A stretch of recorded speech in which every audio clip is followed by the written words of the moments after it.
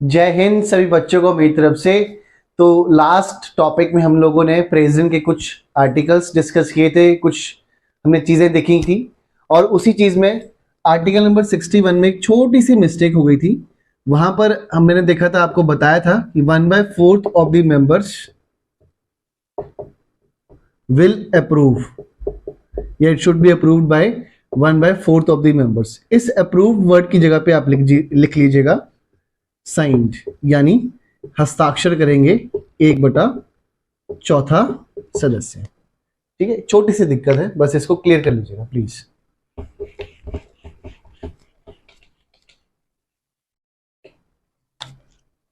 आज हम डील करते हैं आर्टिकल नंबर 123, जो कि लास्ट वीडियो में हमने स्टॉप किया था।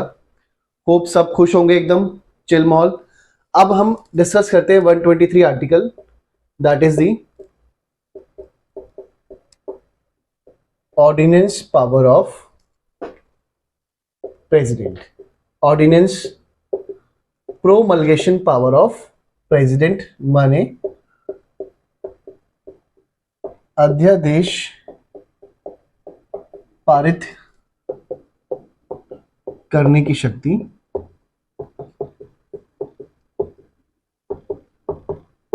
भारत के राष्ट्रपति की।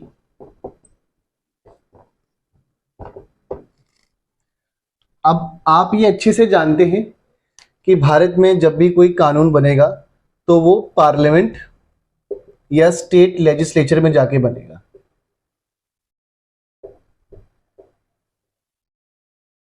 राज्य कार्यपालिका में। पार्लियामेंट में हमारे पास बेटे दो हाउस होते हैं, एक होता है लोकसभा और एक होता है राज्यसभा। कोई भी बिल क्यों ना हो, कोई भी बिल लगा लीजिए, उस बिल पर डिबेट होगा, चर्चा रहेगी, उसके बाद दोनों हाउसेज अपनी अपनी सहमतियां देंगे, फिर जाकर कहीं बाद में वो अधिनियम बनता है जब भारत के राष्ट्रपति उसमें हस्ताक्षर करते हैं। अब यहां पर क्या है, ऑर्डिनेंस पावर प्रेसिडेंट के लिए कंडीशन क्या कहती है, कंडीशन लिख लो, when either of the house of parliament, either of the house of parliament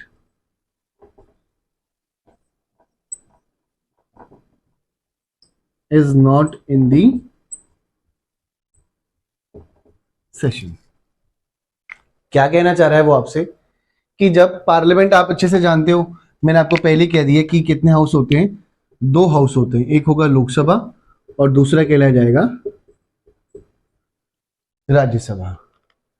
अब यहां पे क्या होगा, दोनों में से आइदर मतलब क्या रहता है, यानी एक हाउस यहां पर नहीं मौजूद होगा। अब जब एक हाउस नहीं होगा तो मैंने आपको पहले ही बताया है यहां पर कि दो हाउसेज रहते हैं, दोनों में सब कुछ डिबेट चलता है, सब फिर बिल एक्ट बनता है।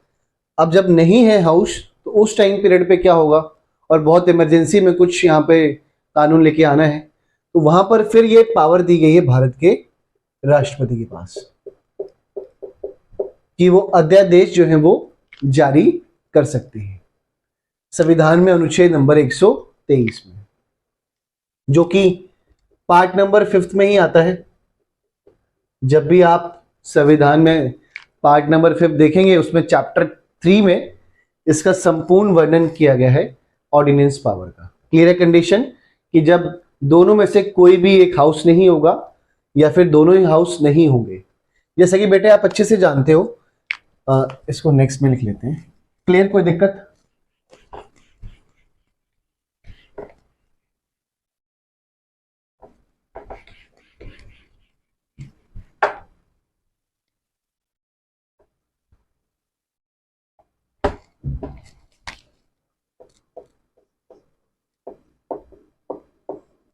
आप अच्छे से जानते हो कि मान लीजिए पार्लियामेंट का कोई एक सेशन है और ये कोई दूसरा सेशन है, दो सेशन है, एक पहला और ये एक दूसरा। तो संसद के इन दो अधिवेशनों में अधिकतम जो गैप रहेगा बेटे, यानी मैक्सिमम जो गैप रहेगा, वो गैप कितना रह सकता है, कितना रह सकता है, मैक्सिमम 6 महीने का गैप, यानी 6 महीने के पहले पहले इन्हें मिलना जरूरी है। और उसी बीच में फिर यहाँ पर ऑर्डिनेंस पावर का इस्तेमाल तभी होगा जब संसद के दोनों हाउसेस या तो नहीं रहेंगे या दोनों में से कोई एक हाउस नहीं रहेगा। ये एक प्रथम एक कंडीशन है। और या फिर कोई बहुत ही इमरजेंसी वाली सिचुएशन आ गई हो जिसमें राष्ट्रपति को इस शक्ति का इस्तेमाल करना पड़ेगा, तभी तभी इस पावर का इस्तेमाल किया जाएगा भारत के राष्ट्रपति के द्वारा। क्लियर है? अब हम यहां पर और चीजें कुछ देखते हैं।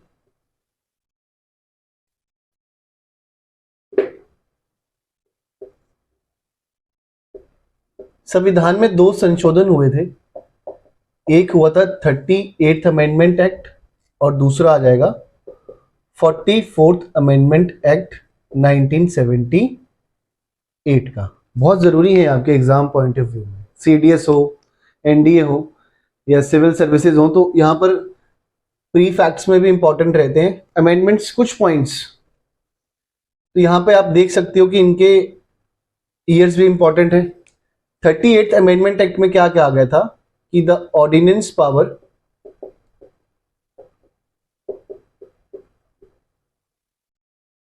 could not be challenged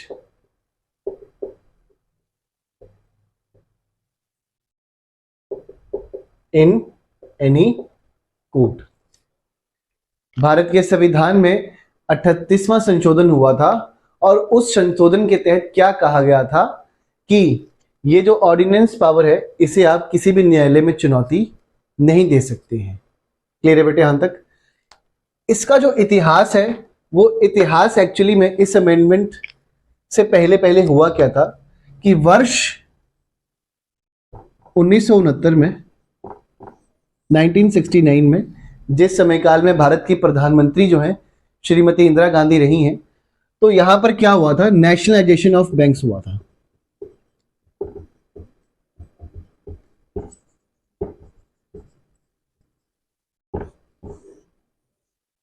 क्या हुआ था?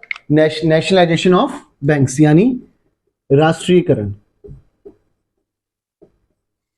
जिसमें आपके लगभग 14 बैंक्स का जो है वो यहां पर राष्ट्रीयकरण किया गया था। जिसमें से जैसे कि उदाहरण के तौर पर इन 14 बैंकों में अगर मैं आपको उदाहरण दूं तो इलाहाबाद बैंक हो गया, ठीक है, यूको बैंक हो गया, कैनरा बैंक हो गया, पंजाब नेशनल बैंक हो गया। तो ऐसे करके ये सभी 14 बैंक्स थे। अब इसमें क्या हुआ, उसके बाद यहां पर क्या हुआ कि यहां पे इसको लिख लेते हैं।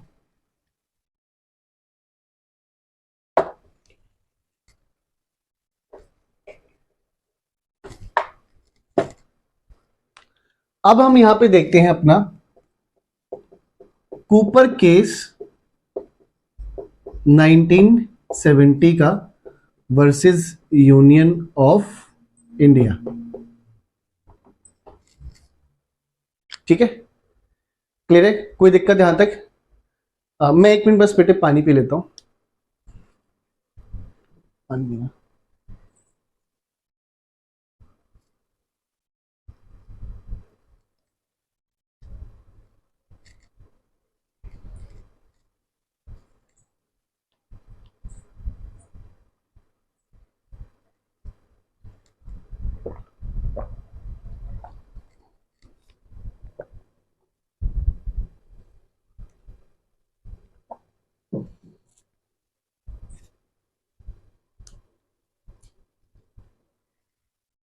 इसमें क्या जजमेंट थी? सॉरी थोड़ा डिस्टरबेंस के लिए, आज मेरे बेटे थोड़ा सा गला भी खराब है, वायरल हो रखा है, that is why extremely sorry for this disturbance, sorry. Versus Union of India में क्या था कि यहां पर क्या कहा गया कि जो प्रेसिडेंट का इमीडिएट एक्शन था, this action was not required. ठीक है, क्योंकि मैंने आपसे पहले ही कहा है लोकसभा में और राज्यसभा में बिल के बारे में पूरे तरीके से यहाँ पे चीज़ों का डिस्कस होगा, सब कुछ होगा, और उसके बाद फिर वो कोई भी बिल जब राष्ट्रपति हस्ताक्षर करेंगे तब वो एक एक्ट बनेगा। और उसी के बाद 38th अमेंडमेंट एक्ट 1975 में क्या कह दिया गया कि ordinance power could not be challenged in any court of India. ठीक है, ये 1975 की बात है। अब बात कर लेते हैं 44वें संशोधन की, जो कि आया था 1978 में। अब दोबारा अमेंडमेंट हो रही है। 1978 के टाइम पीरियड में आपके पीएम जो हैं वो थे मोरारजी देसाई साहब। तो अब 44वें संशोधन में क्या किया गया, इस ऑर्डिनेंस पावर को क्या कह दिया गया, that this could be challenged in the court, यानी इसमें जुडिशियल रिव्यू पॉसिबल है।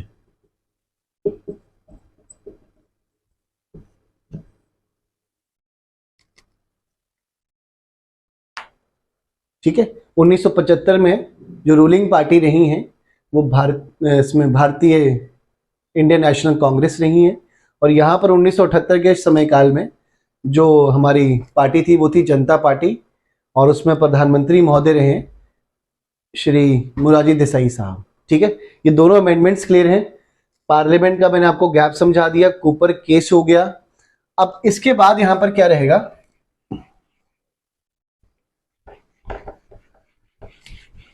बेटे ये तो तब पॉसिबल हुआ ना जब पार्लियामेंट सेशन में नहीं है। अब होगा क्या यहां पर कि 6 महीने का गैप मैक्सिमम रह सकता है, और ऑर्डिनेंस एक तरीके से तब तक वैलिड नहीं रहती है जब तक दोबारा इसे पार्लियामेंट पास नहीं करती, यानी दोनों हाउसेज यहां पर अपना अपना सहमति देंगे। तो पार्लियामेंट जब दोबारा वापस मिलेगी, यानी मान लीजिए लोकसभा,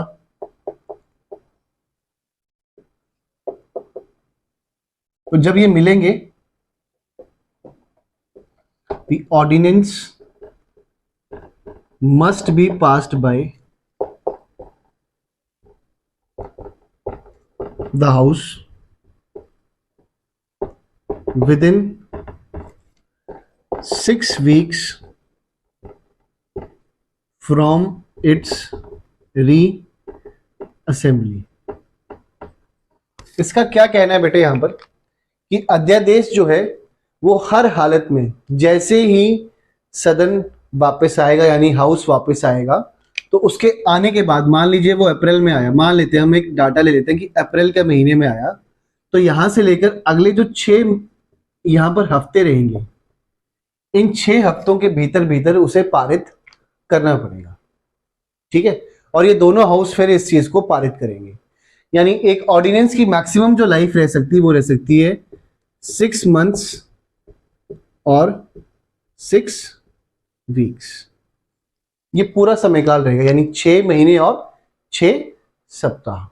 यही थी आपकी पूरी पूरी ordinance power of president. Sorry,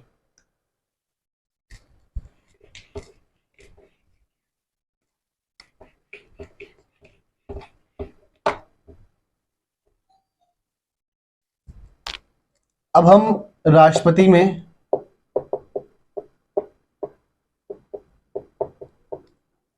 emergency powers के बारे में देखते हैं।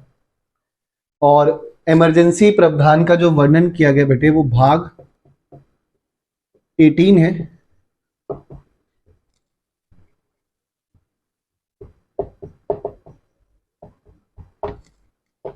which deals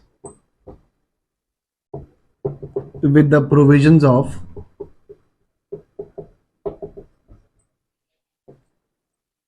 emergency।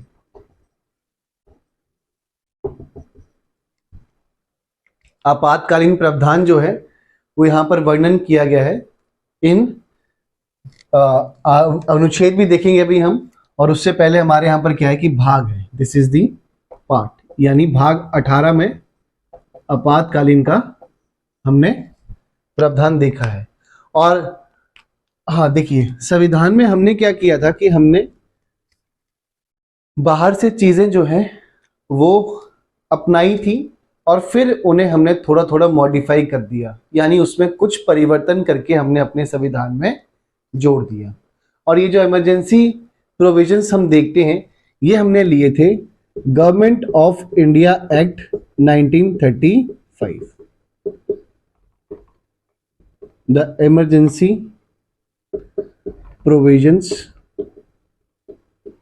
Were taken from this act. आपातकालीन प्रावधान जो है वो हमने भारत सरकार अधिनियम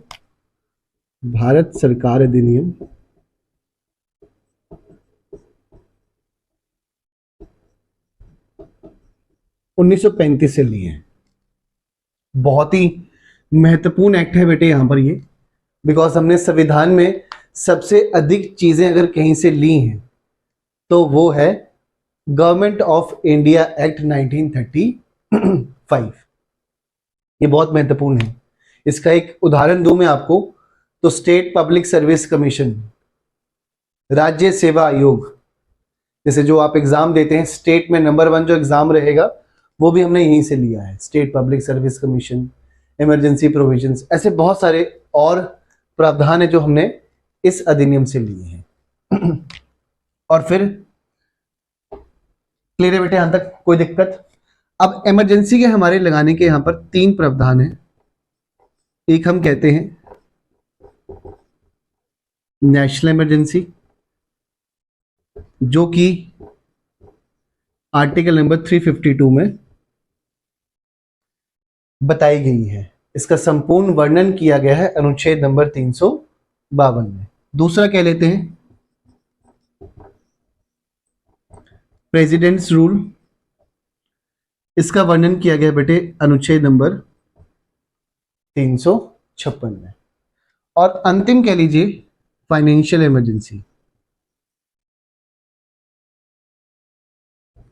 नेशनल वाली आ गई यहां पे इमरजेंसी 360, वित्तीय आपातकालीन। ठीक है, ये 3 तरह से इनके आर्टिकल्स डिफाइंड हैं। अब हम देखेंगे यहां पर आर्टिकल्स और भी हैं, बट ये इमरजेंसी के जो इंपॉर्टेंट वन है वो भी हम देखेंगे और कौन कौन से अनुच्छेदों में किसका क्या जिक्र किया गया है।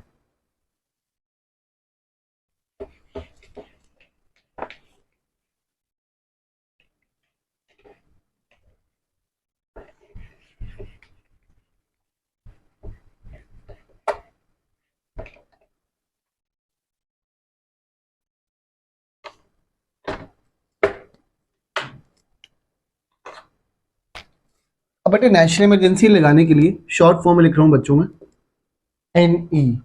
एनई लगाने के लिए हमारे पास 3 प्रावधान है। एक कहता है वॉर यानी युद्ध, दूसरा कहता है एक्सटर्नल एग्रेशन, तीसरे वर्ड में यहां पर दिक्कत आएगी जो कि आज की तारीख में परिवर्तित हो रखा है, ये तीसरा शब्द। वॉर और एक्सटर्नल एग्रेशन में फर्क सिर्फ इतना रहता है कि जब भी एक फॉर्मल तरीके से डिक्लेरेशन होगी दोनों फोर्सेस के बीच में, ठीक है, तो उस फॉर्मल मतलब पता है ना, जब कहकर आप युद्ध करें, फॉर्मल डिक्लेरेशन होगी तो वॉर होगा। एक्सटर्नल एग्रेशन में क्या होगा कि जब इनफॉर्मल तरीके से चीजें होंगी।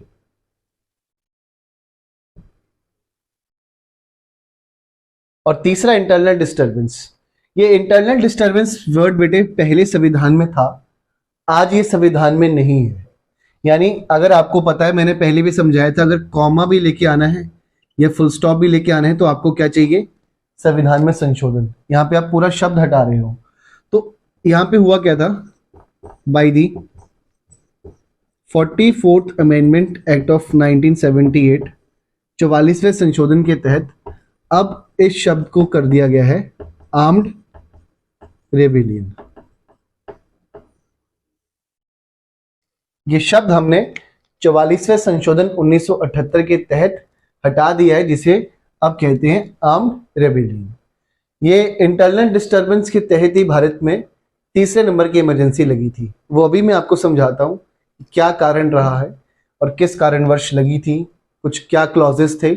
हम विस्तार पूर्वक अभी इन चीजों के बारे में पढ़ने वाले हैं। कोई दिक्कत यहां तक समझ में आ गया? नेशनल इमरजेंसी का अनुच्छेद क्या है, 352। प्रेसिडेंट रूल 356 और फाइनेंशियल इमरजेंसी आ गया 360। कोई दिक्कत? क्लियर है? अमेंडमेंट आ गई आपकी 44वां संशोधन 1978, जिसके तहत इंटरनल डिस्टर्बेंस शब्द को हटा के अब हम कौन सा शब्द इस्तेमाल करते हैं? Armed rebellion. क्लियर है?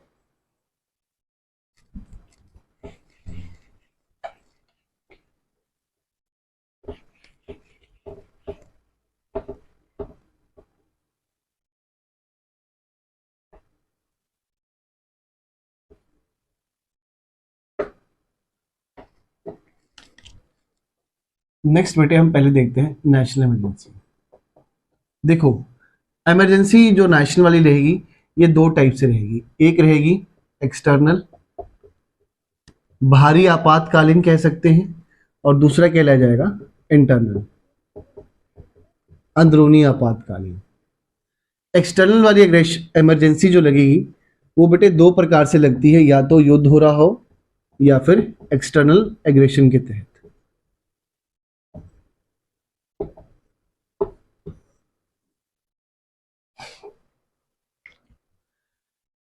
जैसे ही भारत में राष्ट्रीय आपातकालीन की घोषणा रहती है युद्ध के समयकाल में, तो आप अच्छे से जानते हो कि युद्ध किस किस समयकाल में हुआ था।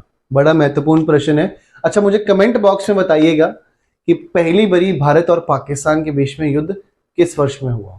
ठीक है, do right in the comment box. अब देख लेते हैं। देखो, वॉर वाला क्लॉज है इमरजेंसी का, तो पहली बारी भारत और चाइना के बीच में युद्ध शुरू हुआ था इस वाले इलाके में, नॉर्थ ईस्ट फ्रंटियर एजेंसी।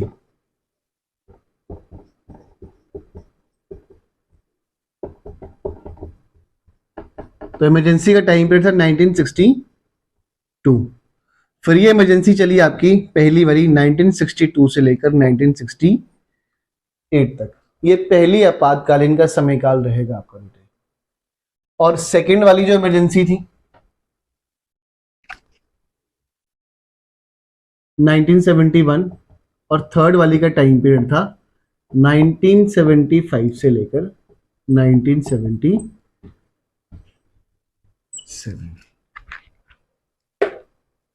पहली का समयकाल क्या था? 1962 से लेकर 1968 तक। दूसरी वाली लगी थी 1971 में, और तीसरी बार लगी थी 1975 से लेकर 1977। क्लियर? कोई दिक्कत यहां तक?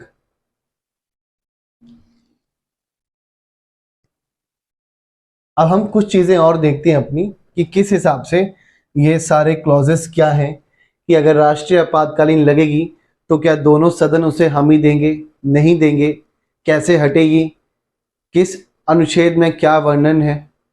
ठीक है, अगर नेशनल इमरजेंसी लगती है तो क्या फंडामेंटल राइट्स रहेंगे, नहीं रहेंगे, वो सब अभी हम इस वीडियो में देख लेंगे।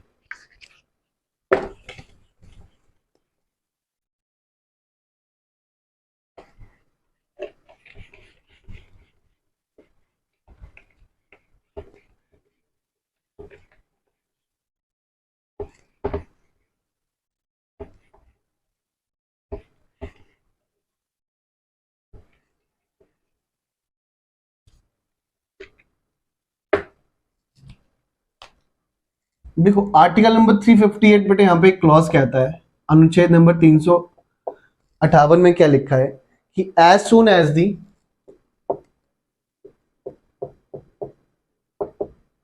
नेशनल इमरजेंसी, एनी मतलब नेशनल इमरजेंसी इज प्रोक्लेम्ड,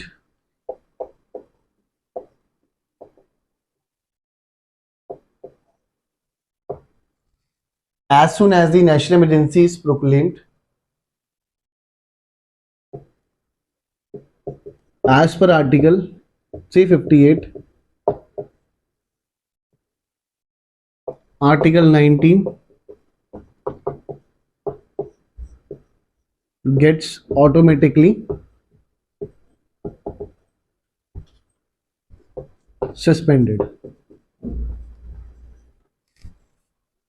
क्या कहना चाह रहे हैं आपसे कि जैसे ही भारत में राष्ट्रीय आपातकालीन लगेगा, अनुच्छेद नंबर 19 जो है वो तुरंत यहां पर हट जाएगा। इस अनुच्छेद नंबर 19 में आपके यहां पर 6 तरीके से राइट टू फ्रीडम के पॉइंट्स हैं, वो हम बाद में देखेंगे जब हम फंडामेंटल राइट्स पे डिस्कस करेंगे, ठीक है। तो जैसी ये इमरजेंसी कौन सी, लेकिन याद रखिएगा कौन सी नेशनल इमरजेंसी जैसी लगेगी, आर्टिकल 19 जो है वो ऑटोमेटिकली सस्पेंड हो जाएगा, ठीक है। अब एक यहां पर बड़ा अच्छा यहां पर क्वेश्चन है, मैं आपको स्पेशल नोट में लिखा देता हूं, प्लीज इसे नोट डाउन कर लीजिएगा, स्पेशल नोट लिख लेना बेटे, that article number 20 and 21 are alive during the national emergency। अनुच्छेद नंबर 20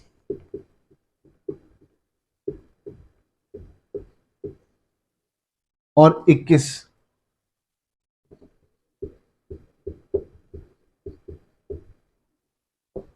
जीवित रहते हैं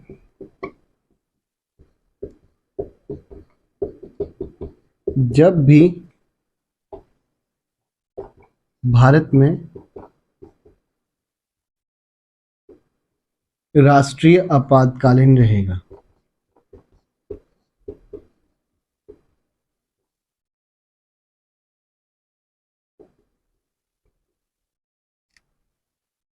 मैंने आपसे एक पॉइंट पहले क्या कहा बेटे कि अनुच्छेद नंबर 19 क्या हो रहा है, ऑटोमेटिकली सस्पेंड हो रहा है। ये किस में वर्णन किया गया है, 358 में। और एक और यहां पर स्पेशल नोट क्या लिखा है मैंने आपको कि जैसे ही नेशनल इमरजेंसी यहां पर आप घोषणा करोगे तो ये तो सस्पेंड मतलब तुरंत समाप्त हो जाएगा, तुरंत समाप्त हो जाएगा।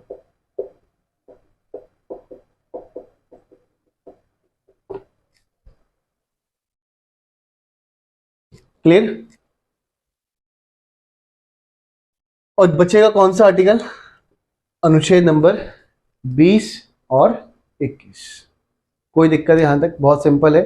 अनुच्छेद नंबर 20 और 21 का वर्णन फंडामेंटल राइट्स में है बेटे। ये 19 20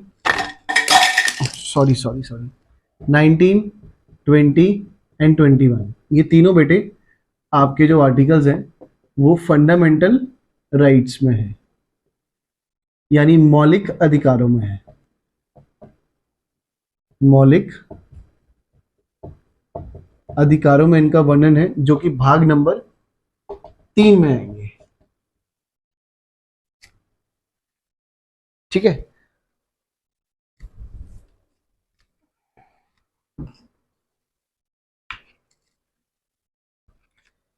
इसमें हम बाद में देखेंगे कि 20 में देखो, जैसे कि आर्टिकल 20 में कहता है नो डबल जियो पार्टी, कुछ क्लॉजेस हैं। आर्टिकल 21 में कहता है right to life and personal liberty, उसमें भी बहुत सारे प्रावधान आते हैं। राइट टू प्राइवेसी वाला भी वहीं आएगा 21 में। फिर 21A में राइट टू एजुकेशन का भी जिक्र किया गया है। कुछ बहुत महत्वपूर्ण अनुच्छेद हैं यहाँ पर, इन्हें हम फंडामेंटल राइट्स में भी धीरे धीरे पढ़ लेंगे। नो डबल जियो पार्टी का मतलब क्या रहता है वो मैं आपको बताऊंगा इस इमरजेंसी क्लॉजेस में ही।